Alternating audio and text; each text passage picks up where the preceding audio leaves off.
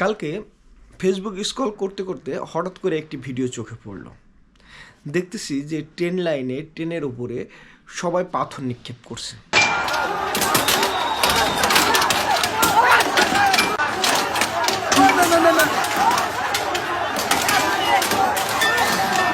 আমি ভাবছি যে বিশাল কোনো ঘটনা ঘটছে, নাই মানুষ কেন এত ক্ষিপ্ত কেন। পরে জানতে পারলাম এটা হচ্ছে ভৈরব মানুষের দাবি, তাদের ভৈরবকে জেলা করতে হবে। এক অদ্ভুত আন্দোলন। রাষ্ট্রীয় জিনিস ধ্বংস করে যদি আন্দোলনই করতে হয়, রাষ্ট্রীয় একটি নিয়ম যদি চেঞ্জ করতে চান, এটা কি ধরনের আন্দোলন? রাষ্ট্রের জিনিস এভাবে ধ্বংস করে জেলা করতে চান, ভালো কথা, অবশ্যই আপনাদের দাবি থাকতে পারে এবং এটা রাষ্ট্র ভেবে দেখবে। এবং দাবি আদায়ের অনেকগুলো পন্থা আছে, সেসব পন্থা অবলম্বন করতে পারেন, এগুলো নিয়ে লেখালেখি করতে পারেন, মানববন্ধন করতে পারেন এবং আরও অনেক ধরনের পন্থা আছে যে পন্থা আপনারা অবলম্বন করতে পারেন। কিন্তু এই যে রাষ্ট্রীয় সম্পদ,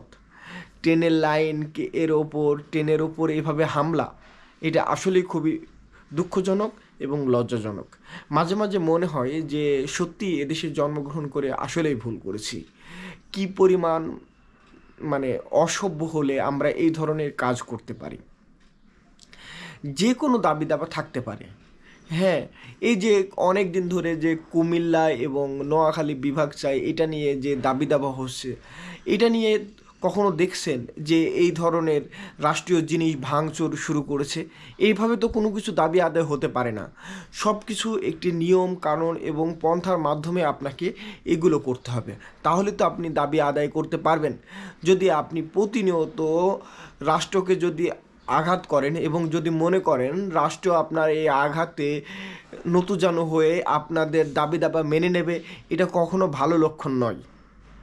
রাষ্ট্রকে বোঝাতে হবে রাষ্ট্রের সিস্টেম অনুযায়ী।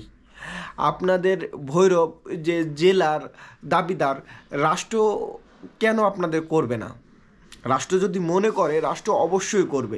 রাষ্ট্র যদি উপলব্ধি করে যে ভৈরব এখনও জেলার মতো হয়নি, তাই জেলা করছে না, এই জন্য কি আসলেই ভাঙচুর করা লাগে? খুবই দুঃখজনক, খুবই কষ্টজনক। আশা করি যারা এই ধরনের কাজ করছেন ব্যাপারটা ফিল করবেন এবং পরবর্তীতে এই ধরনের কাজ আর করবেন না।